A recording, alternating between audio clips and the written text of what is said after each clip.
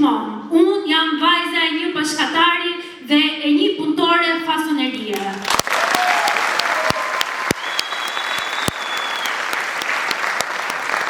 Dhe kjo ka qenë arsyeja pse jam bashkuar lëvizjes bashkë dhe tani më jam edhe kandidate në qarkun e Vlorës, pikërisht për të folur për punëtorët edhe për njerëzit më të nëpërkombur të kësaj shoqërie. Në fakt, kur po mendoja se çfarë do të flisja sot, fillova të mendoja se çfarë do të ndodhi pas kësaj fushate, çfarë do të ndodhë me ne të gjithë. Dhe e vetmja përgjigje që i ktheva vetes, do ja u kthej dhe juve, është që do të mbetet realiteti jon i përditshëm.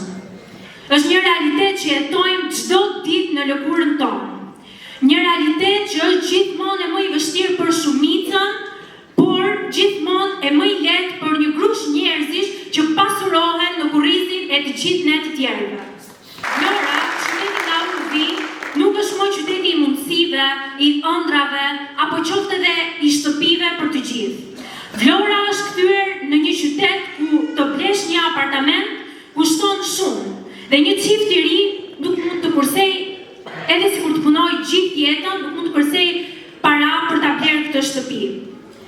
Vlora është qyteti ku toka dhe deti janë shitur, dhe jo për zhvillimin e përbashkët, por për përfitim privat. Ndërsa shumica jeton me qera, në anë dhe në pasiguri. Sot të rinj në Vlorë nuk largohen thjesht për një jetë më të mirë.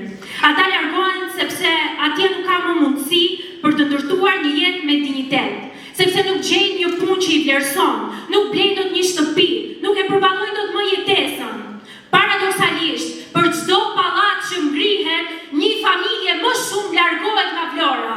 A është kjo Vlora që na premtuan? A është kjo Shqipëria që ndëruan prindrit tanë, që duruan vite sakrifice vetëm për të na parë të lirë dhe me mirëqenie? Jo. Kjo është pasqyra e një sistemi të kalbur, ku strehimisht nuk shihet më si një e drejtë, por si mall në shitje. Është një ekonomi që nuk prodhon për njerëzit, por betonizon për fitime. Dhe në këtë sistem nuk fiton ai që punon, por ai që ka lidhje me pushtetin. Ama unë nuk jam këtu për t'ju trishtuar juve dhe as veten time. Jam këtu sepse besoj se kjo gjë mund të ndryshojë, jo përmes premtimeve boshe, por përmes organizimit dhe veprimit tonë të përbashkët. Besoj se Vlora nuk u përket investitorëve strategjik, por çdo njeriu që punon me punë të ndershme, çdo peshkatari, çdo pensionisti, çdo punëtori e fasonerie, çdo studenti. Lëvizja bashkë nuk do të premtojë mrekulli. Ama unë e di shumë mirë që ne kur nuk do të heshtim. Ne nuk do të bëjmë kompromis me asnjë interes që prek të drejtën tonë për të jetuar me dinjitet në qytetin tonë. Ne do të jemi zëri atyre që sot nuk e përballojnë dot qeran, i atyre që janë lodhur nga një ndihmë që nuk i vjen kurrë, i atyre që janë të padukshëm për pushtetin, por që janë themeli i çdo qyteti të Shqipërisë. Prandaj le ta kthejmë bashkë zemërimin në organizim dhe mlefin në veprim. Të votojmë lëvizjen bashkë